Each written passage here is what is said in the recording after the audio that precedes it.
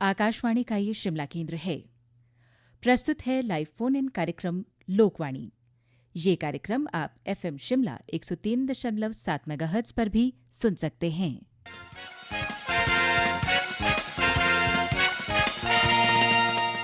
आकाशवाणी शिमला से साप्ताहिक कार्यक्रम जन जन की वाणी लोकवाणी।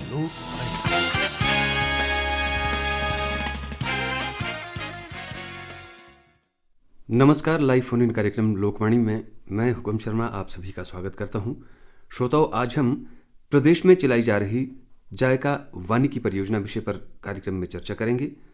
आप भी इस विषय से संबंधित कोई प्रश्न पूछना चाहते हैं या अपना कोई विचार साझा करना चाहते हैं तो आप हमें फ़ोन कर सकते हैं। 0177 शिमला का STD कोड है और फ़ोन नंबर हैं 280-8034, दूसरा नंबर है 280-8152, 280-8034 और दूसरा नंबर है 280-8152। आपके प्रश्नों के उत्तर देने के लिए आज आकाशवाणी स्टूडियोज़ में हमारे साथ हैं नागेश गुलेरिया जी, अतिरिक्त प्रधान मुख्य अरण्यपाल और मुख्य परियोजना निदेशक जायका। नागेश जी, आकाशवाणी स्टूडियोज़ में आपका हम स्वागत करते हैं। जी, बहुत बहुत धन्यवाद। सबसे पहले तो यही जानना चाहेंगे कि ये जायका है क्या? एक जापान इंटरनेशनल कोऑपरेशन एजेंसी है जो विकसित देश हैं, जापान है, वो कुछ विकासशील देशों में धन की इन्वेस्टमेंट करते हैं और बहुत विभिन्न प्रकार की परियोजनाओं के माध्यम से कुछ काम करवाते हैं। तो हिमाचल प्रदेश में भी इसी दिशा में एक परियोजना चलाई जा रही है जो लगभग 800 करोड़ की है और वो जापान के सहयोग से चलाई जा रही है और मुख्यतः इसमें वानिकी से संबंधित कार्य जो हैं वो किए जा रहे हैं। जी जी, वानिकी यानी जो वनों से संबंधित या पेड़ पौधों से संबंधित। हाँ, जैसे जब हम वानिकी की बात करते हैं तो हमारे 2-3 चीज़ें होती हैं। एक तो ये है कि जैसे वानिकी विषय है तो पौधरोपण का विषय आता है जी। तो इस परियोजना में भी मुख्यतः पौधरोपण के कार्य किए जा रहे हैं। उसके साथ ही कुछ सॉइल कंजर्वेशन के काम की बात होती है, तो सॉइल कंजर्वेशन के काम भी इस परियोजना के माध्यम से। तीसरा जो एक बहुत बड़ा इम्पॉर्टेंट काम हमारा, क्योंकि हमारे जंगलों में हिमाचल प्रदेश के अंदर या भारतवर्ष के अंदर जंगलों पे हमारी बहुत सी आबादी निर्भर करती है और वो लोग जंगलों की उनकी जो निर्भरता है उसकी वजह से किसी प्रकार से जंगलों की जो एक ग्रोथ है उसको थोड़ा सा फर्क पड़ता है। तो इस परियोजना में कोशिश ये की गई है कि जो फॉरेस्ट डिपेंडेंट कम्युनिटीज़ हैं उनकी किसी तरीके से आमदनी जो है किसी अन्य संसाधनों से बढ़ाई जाए। तो इस परियोजना में आमदनी बढ़ाने के लिए भी कुछ प्रयास जो हैं वो किए जा रहे हैं और इसमें कुछ प्रोविज़न, धन के प्रोविज़न किए गए हैं और हम लोगों के साथ काम करके कुछ उनकी आमदनी बढ़ाने के लिए काम किए जा रहे हैं। एक जो मेरे मन में प्रश्न उठ रहा है कि कोई भी देश जब दूसरे देश में कोई निवेश करता है तो उसका एक बहुत बड़ा मतलब इंटरेस्ट के रूप में भी तो हमें देना होता होगा। तो इस तरह की कोई समस्या तो नहीं है इसमें कि जापान अगर यहाँ पैसा इन्वेस्ट कर रहा है तो उसका बहुत सारा ब्याज हमें देना? नहीं, वो एक अंतर्राष्ट्रीय दोनों देशों के बीच का एक आपसी संबंध है जी। जो इस प्रकार की जो एजेंसीज होती हैं वो बहुत सॉफ्ट लोन देती हैं, जिसको सॉफ्ट लोन बोलते हैं। बहुत कम ब्याज दर होती है, 1.5% 2% पे लोन देती हैं, पर वो भारत सरकार उसका वहन करती है। हिमाचल प्रदेश सरकार को ये ग्रांट के रूप में भारत सरकार से आता है। तो इसमें हिमाचल प्रदेश सरकार के ऊपर किसी प्रकार का कोई बोझ जो है इस परियोजना से नहीं है। आपने कहा पैसा की इन्वेस्टमेंट जो है, जी जी, आपने कहा कि 800 करोड़ रुपए इन्वेस्ट किए जा रहे हैं और ये तो एक बहुत बड़ी राशि है। जी जी। और प्रदेश हमारा छोटा सा है जी जी, लेकिन पहाड़ी प्रदेश होने के नाते यहाँ पर खर्चे ज़्यादा होते हैं, इसलिए भी शायद ये भी नहीं कह सकते कि बहुत ही ज़्यादा ये 800 करोड़ रुपए है। लेकिन फिर भी जो ये 800 करोड़ रुपए की जो राशि है इसमें कौन कौन सी परियोजनाएं ऐसी हैं जो आजकल चलाई जा रही हैं? इसमें 3-4 कंपोनेंट हैं। पहला तो जैसे मैंने कहा कि फॉरेस्ट्री सेक्टर की बात हम करेंगे तो उसमें प्लांटेशन के काम है जी। अब प्लांटेशन के काम जैसे तो परंपरागत तौर पे हम वन विभाग से करते थे। हमारे वन विभाग के कर्मचारी लेबर लगा के जो है पौधरोपण करते थे। इस परियोजना में थोड़ा सा परिवर्तन ऐसा किया गया है कि लोगों की भागीदारी से हम वन लगा रहे हैं और गांव के आसपास की जो ज़मीन है सरकारी ज़मीन, वन विभाग की ज़मीन, उस पर हम कम्युनिटीज़ को इन्वॉल्व करके उनके ग्रुप बना के वहाँ पर पौधरोपण करा रहे हैं। और अगले 5-7 साल तक उसका जो रखरखाव है उसके लिए भी वो पैसा जो है पौधरोपण का, उन कम्युनिटीज़ जो है वो हमारी एक, जिसको हम बोलते हैं village forest development society, BFDS जी, तो ये BFDS बना के वहाँ के जो लोग हैं उन लोगों द्वारा इसमें पार्टिसिपेट करके जो है पौधरोपण किया जा रहा है। और मुझे ये बताते हुए बड़ा अच्छा भी लग रहा है कि जब हम कम्युनिटीज़ को इन्वॉल्व कर रहे हैं तो बड़े अच्छे रिजल्ट जो है हमारे को उसके देखने को मिल रहे हैं जी। अभी जो BFDS के, अभी बरसात का मौसम पिछले 2-3 महीने से चल रहा था और हमारे प्लांटेशन के काम लगभग पूरे प्रदेश में जो है इस परियोजना के क्षेत्र में चल रहे थे। तो जो पंचायत के लोग हैं, जो BFDS के प्रधान थे, वो स्वयं पौधे नर्सरी में जाके स्वयं पौधे छांट के स्वयं उठा के उसमें जंगल में जाके लगा रहे थे। और गांव की महिलाएं और बच्चे और जो पुरुष हैं वो स्वयं जो हैं पौधरोपण कर रहे थे। तो हमारे को एक बड़ी सेटिस्फेक्शन की बात ये थी कि जब गांव वाले स्वयं पौधरोपण कर रहे हैं तो वो पौधे फिर मरेंगे नहीं जी जी, क्योंकि उसके रखरखाव के लिए वो फिर जी जान स्वयं लगा रहे हैं जी। तो बड़े अच्छे रिजल्ट इसके सामने आए। जो पौधरोपण करते हैं तो उसके लिए, पौधरोपण के लिए भी उनको कोई दिहाड़ी वगैरह, कोई मजदूरी नहीं, वो तो जस्ट जो रोजगार है वो पैसा, बट पहले क्या था कि पहले दिहाड़ी हम वन विभाग की तरफ से बिल बनाते थे और ये करते थे। अब हमने कहा कि भाई ये पैसा जो है इतना नॉर्म है, ये पैसा आपके खाते में हमने डाल दिया जी जी, BFDS के खाते में डाल दिया। अब आप उस पैसे को जैसे सदुपयोग करना है वो आप कर सकते हो, ये आपका पैसा है जी। तो अगर आप मान लो सपोज हमने 1 लाख रुपया पौधरोपण के लिए डाला और उन्होंने कहा कि भाई ठीक है, हम 1 लाख में के बजाय हम 75,000 जो है दिहाड़ी देंगे, 25,000 जो है हम श्रमदान देंगे जी। तो वो श्रमदान जो है वो उसका एक एडिशनल हो गया, उनकी 25,000 की सेविंग हो गई, उसको वो किसी और काम के लिए यूज़ कर सकते हैं जी। तो एक ये नया एक एक्सपेरिमेंट जो है इस प्रोजेक्ट के माध्यम से किया जा रहा है और इसके बड़े अच्छे रिजल्ट जो है हमारे को देखने को मिल रहे हैं। जैसे ड्राउट पड़ता है तो पिछले दिनों देखने को मिला कि कई जगह ड्राउट पड़ा तो गांव वालों ने स्वयं पानी की कैनी भर के पौधों में पानी दिया ताकि वो पौधे जो है मरे ना जी। अब ये चीज़ जो है वन विभाग जब पौधरोपण करता है तो ये बड़ा ऐसा नज़ारा जो है वो कभी देखने को नहीं मिलता जी। पर जब कम्युनिटी को इन्वॉल्व करके किया तो ऐसे जो चीज़ें हैं वो देखने को मिल रही हैं और उसके बड़े सार्थक रिजल्ट जो है हमारे को सामने आ रहे हैं जी। नागेश जी, अनुभव हो रहा है जैसे कि हमारे भी, हम स्वयं अपने गांव में एक वन लगा रहे हैं और उन पौधों की देखभाल बहुत अच्छे से कर रहे हैं जी जी। तो एक जिम्मेवारी भी होती है, एक अपनापन भी उन पौधों के साथ हो जाता है, एक पर्सनल इन्वॉल्वमेंट जी जी। अब आप देखो अपने प्राइवेट खेत में आप कोई पौधा लगाते हैं जी। तो उसको कभी आपका पशु भी नहीं खाएगा जी। आप खुद उसका संरक्षण करेंगे, पशु उस तरफ जाएगा तो आप उसको रोकेंगे जी। पर अगर सरकारी जमीन पे जाएंगे तो पशु भी जाता है, पौधा खराब हो रहा है तो हो रहा है। पर जब आपने स्वयं लगाया है, बच्चों ने स्वयं लगाया है, आपके गांव के लोगों ने स्वयं लगाया है, तो फिर उस पौधे को नुकसान नहीं होने देते जी। एक बड़ा एडवांटेज हमारे को उसका है। हेलो नमस्कार जी। जी नमस्कार, मैं आशीष ठाकुर बोल रहा हूँ जी, शिमला से जी। सर ऐसा है, आपने जो प्लांटेशन की बात की, गवर्नमेंट जितना पैसा खर्च कर रही है इसके ऊपर, नो डाउट जी जी, बोलिए। तो लेकिन क्या है कि मैं आपको बताऊं, एक कुठार में घलाना कुफर है जगह जी, कुठार है, कुठार बलसन में आता है जी जी। वहां पर एक है गलाना कुफर जगह, गलाना कुफर जी जी। वहां पर क्या था कि आपकी प्लांटेशन लगी थी बहुत सारी जी। वो आपकी वन बाउंड्री भी लगी हुई, जो आपके जो पिलर हैं लगे उसके क्या नाम है, तार बाट जो लगी हुई वो भी लगी हुई वहां पर जी जी। लेकिन आज प्रेजेंटली उसकी वो गवर्नमेंट लैंड को करके उसका बगीचा लगा दिया गया है। तो फिर एक एनक्रोचमेंट का केस हुआ, बट इसको हाँ नेचुरली ऐसे कई जो आपने लगाई उसका यूज क्या हो तो खत्म हो गई सारी, तो खा के लोग काट के वहां तो पौधे लग गए हैं।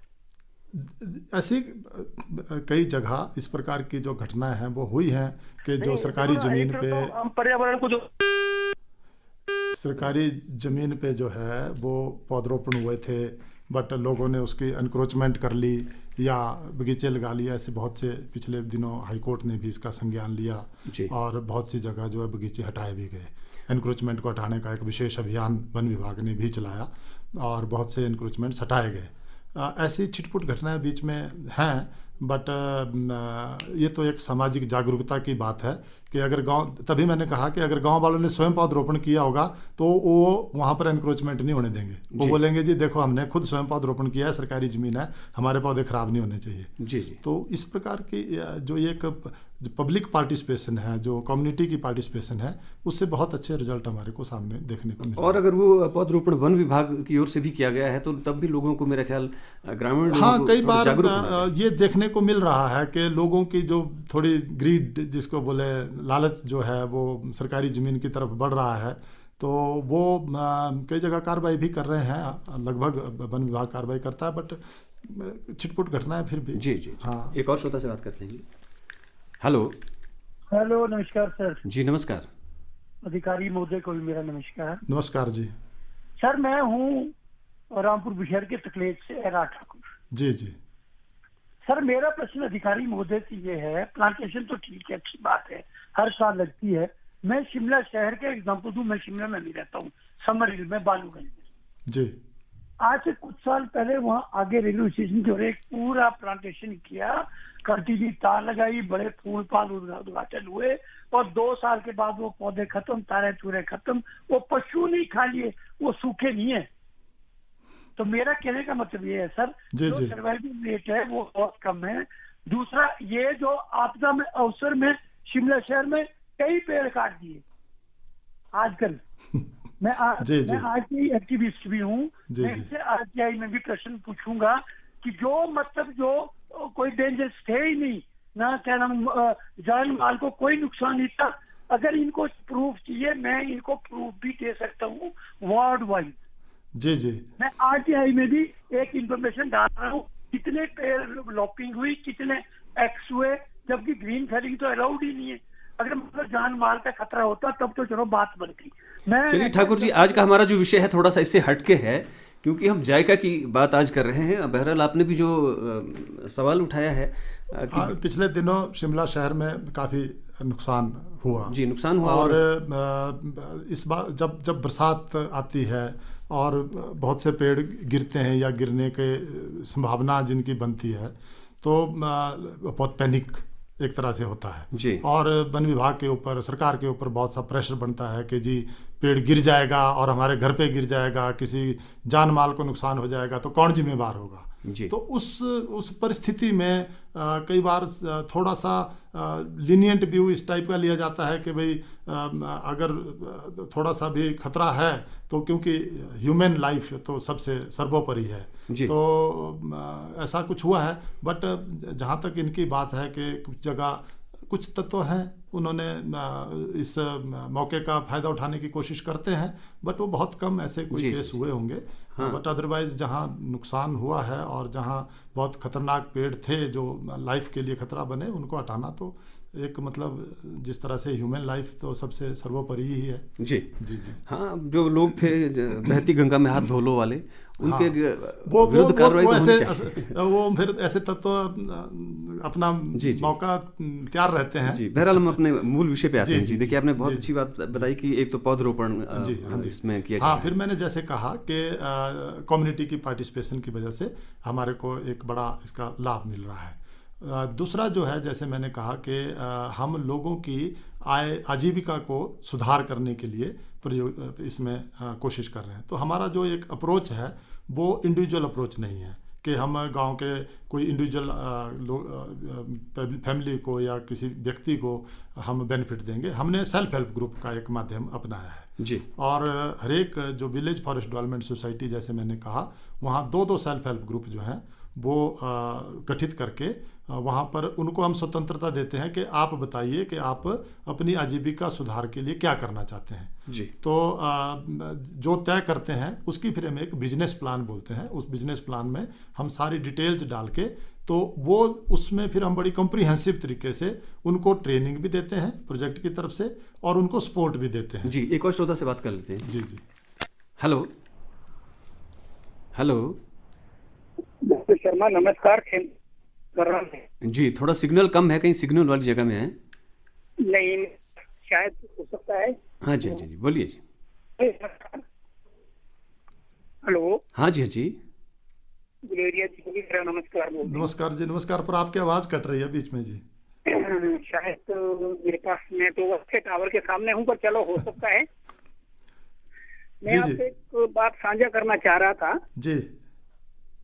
मैं लगभग 25-30 साल से वन के क्षेत्र में अपने शोध पत्रों को आपके वन संदेश में या किसी अन्य उसमें अपने जितने भी हमारे जो अलग अलग विषय हैं उस पे काम कर रहा हूँ जी, बहुत सालों से। और शायद आपने कभी पढ़ा भी होगा हमारे लेख वगैरह जी। तो मेरे जो शोध पत्र में आपको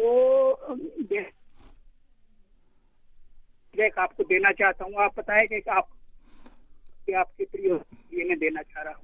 बिल्कुल। आप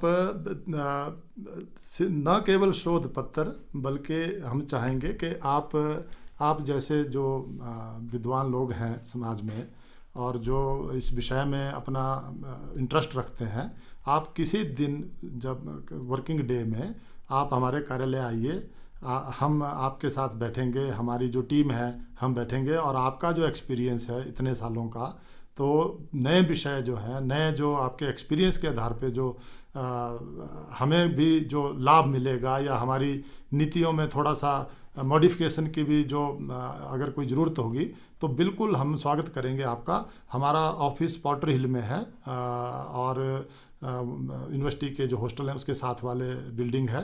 तो आप कभी भी समय निकाल के हमारे कार्यालय आइए, हम आपके साथ बैठ के आपके साथ विशेष चर्चा करेंगे और आपके जो एक्सपीरियंस है उसका पूरा भरपूर जिसको बोले हम कोशिश करेंगे कि हमारे कार्यक्रमों में उसको शामिल किया जा सके। जी, धन्यवाद खेम जी फ़ोन करने के लिए। और हम बात कर रहे थे कि पौधरोपण के बाद फिर आजीविका के लिए भी जो सेल्फ हेल्प ग्रुप है। तो मैं जैसे कह रहा था, तो जैसे हम एक बड़ी कॉम्प्रिहेंसिव सेल्फ हेल्प ग्रुपों को हम आधे अधूरा पैकेज नहीं देते हैं, एक कंप्लीट पैकेज जो है बना के हम एक इसका बिजनेस प्लान बनाते हैं, फिर उनको ट्रेनिंग देते हैं। ट्रेनिंग के बाद जो उनको मशीनरी इक्विपमेंट टूल है उसमें हम लगभग 75% तक जो है वो योगदान देते हैं। जी जी।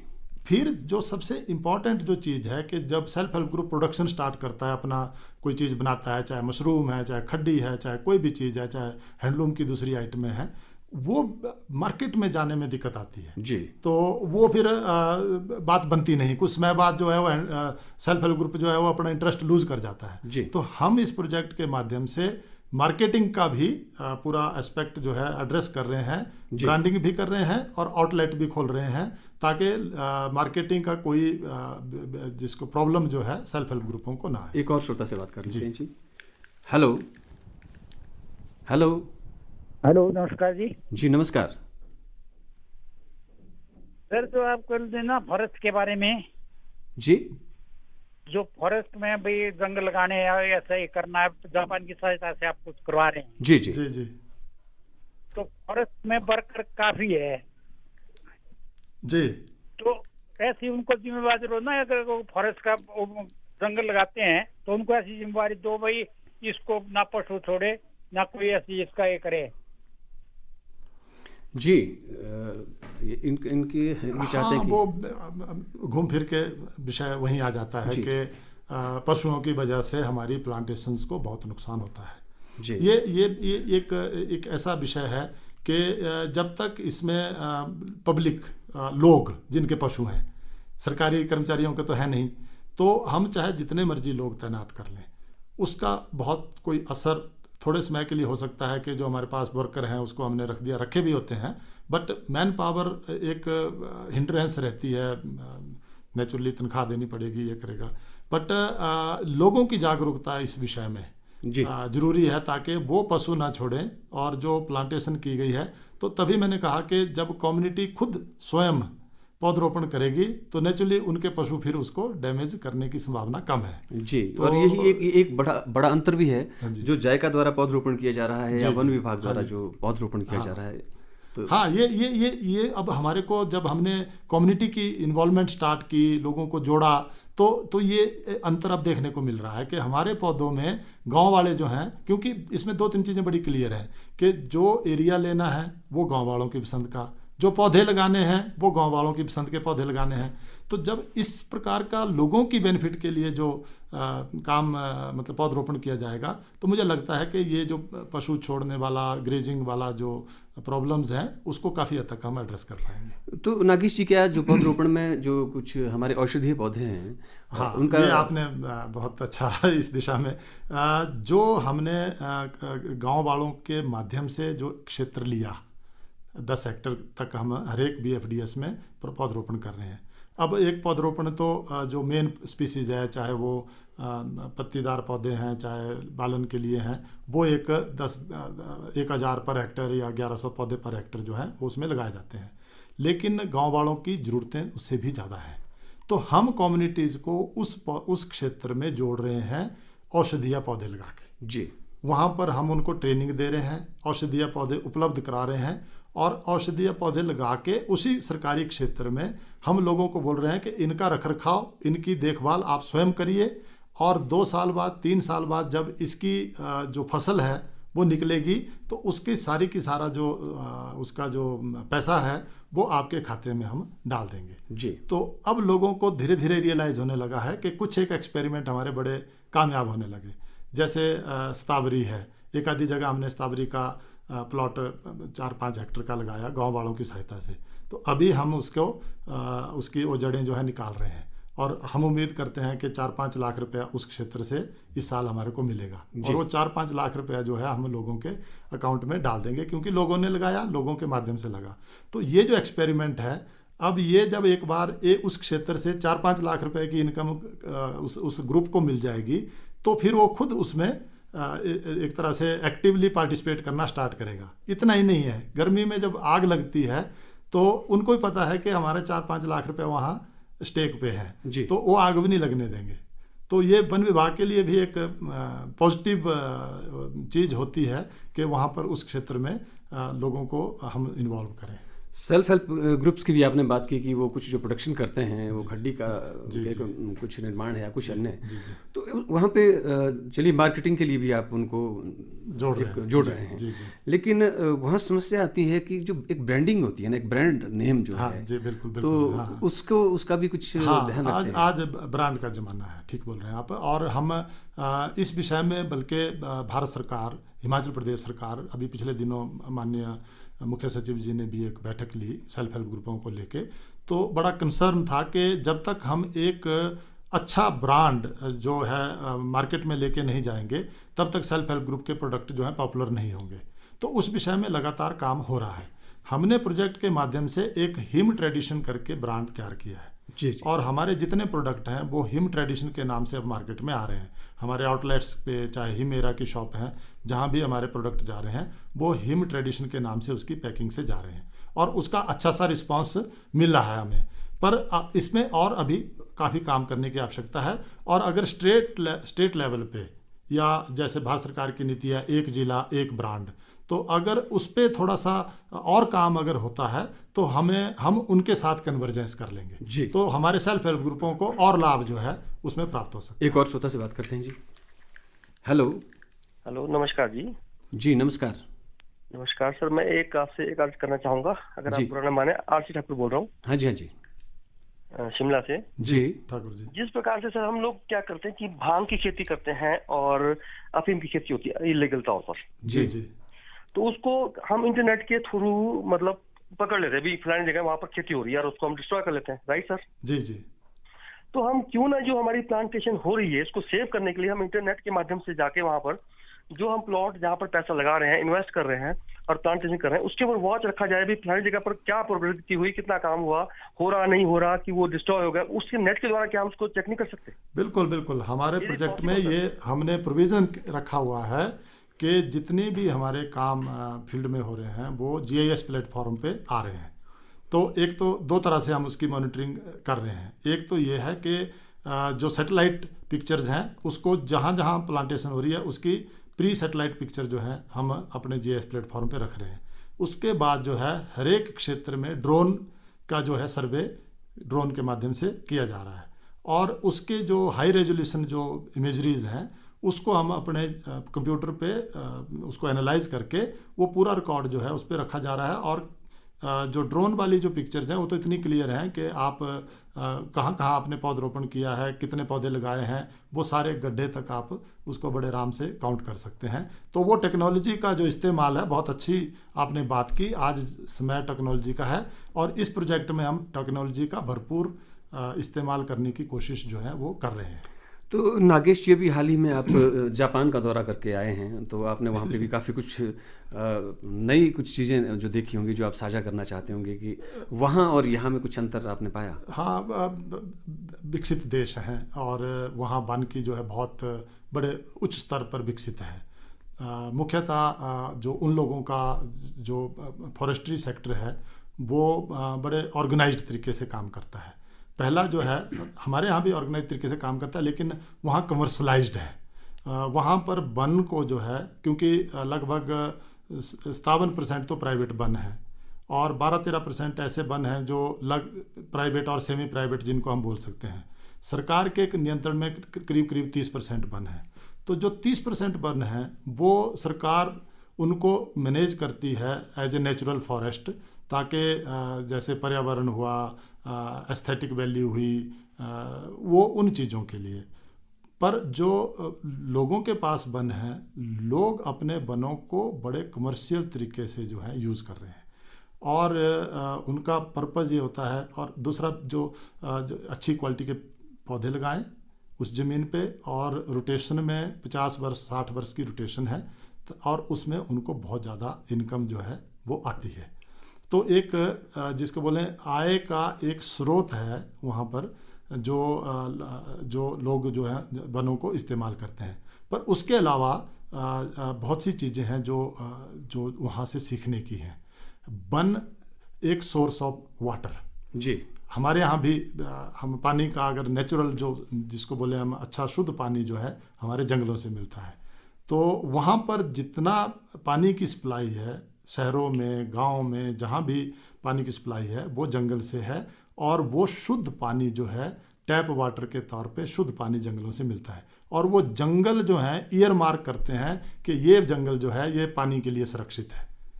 तो वो एक बड़ा लाभ उनको मिल रहा है। दूसरा जो है हमें भी मुझे लगता है कि इस विषय में थोड़ा सा और काम करने की ज़रूरत है कि हम कुछ जंगल चिन्हित करें जो कि हमारे आने वाले समय में पीने के पानी की एक बड़ी ज़रूरत है, उसको हम जंगलों से मीट विद करें। दूसरा डिजास्टर है। डिजास्टर के ऊपर वहाँ पर बहुत इफ़ेक्टिवली वानिकी के माध्यम से काम होता है। अभी हाल ही में हिमाचल प्रदेश में भी डिजास्टर ने काफ़ी नुकसान जो है उसकी वजह से हुआ है, और बहुत से जंगलों को भी नुकसान हुआ है।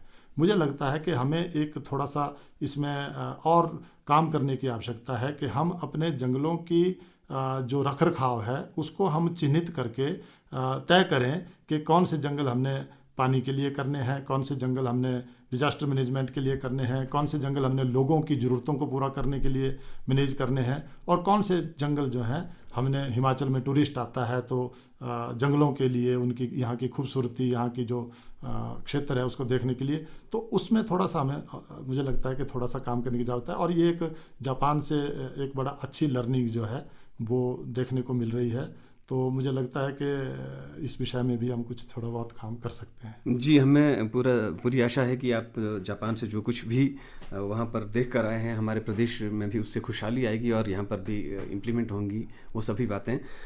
वक्त हमारे पास कम है, कुछ और थोड़ा सा जायका के बारे में बहुत कुछ आज जानने को रह गया है, लेकिन ये एक निरंतर प्रोसेस है। कार्यक्रम में फिर भी आपसे आने वाले कार्यक्रम में मुलाकात होगी। एक आखिर में संक्षेप में जानना चाहूँगा कि अभी ये जो परियोजनाएं आपकी चल रही हैं हिमाचल प्रदेश में सभी ज़िलों में शुरू हो चुकी हैं या कुछ रह गई? नहीं, हम क्योंकि ये पायलट प्रोजेक्ट था, पहला फर्स्ट फेज़ है, तो ये लगभग पहले 7 जिलों में था, फिर कांगड़ा इसमें शामिल किया, तो हम अब 8 जिलों में काम कर रहे हैं। पर 8 जिलों में भी हम हर जगह नहीं कर रहे हैं, हर पंचायत में नहीं कर रहे हैं। उसमें हम सिर्फ 72 रेंजेस में काम कर रहे हैं, और हर एक रेंज में 5 या 6 विलेज फॉरेस्ट डेवलपमेंट सोसाइटीज़ जो हैं वो काम कर रही हैं। तो ये प्रथम फेज़ है। और मुझे बताते हुए भी बड़ा अच्छा लग रहा है कि अभी हाल ही में भारत सरकार ने प्रोजेक्ट रिव्यू किया, तो हमारे प्रोजेक्ट की जो रैंकिंग है वो बहुत अच्छी हिमाचल जायका ने जो है भारत सरकार के सामने प्रस्तुत की कि हिमाचल का जो वानिकी प्रोजेक्ट है वो अच्छा चल रहा है जी। तो उसकी मुझे उम्मीद है कि अभी इसका सेकंड फेज़ आ जाएगा। तो जब सेकंड फेज आ जाएगा तो वो बहुत व्यापक तौर पे होगा जी। और उसमें हम वो क्षेत्र भी कवर करेंगे जो इस प्रोजेक्ट से कवर नहीं हो पाए हैं और जो हमारे को इसमें कामयाबी मिली है उसको हम और रेप्लिकेट जी। नागेश गुलेरिया जी, वक्त इतना ही है आज कार्यक्रम में। आकाशवाणी स्टूडियोज में आने के लिए आपका बहुत बहुत धन्यवाद। आपका धन्यवाद बहुत बहुत जी।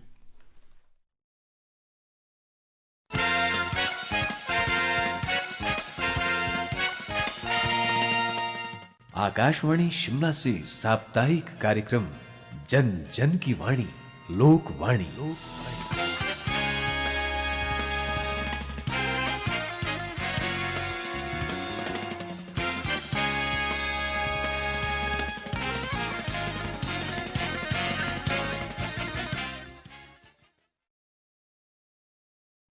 आकाशवाणी शिमला और एफएम शिमला पर अभी आपने सुना लाइव फोन इन कार्यक्रम लोकवाणी।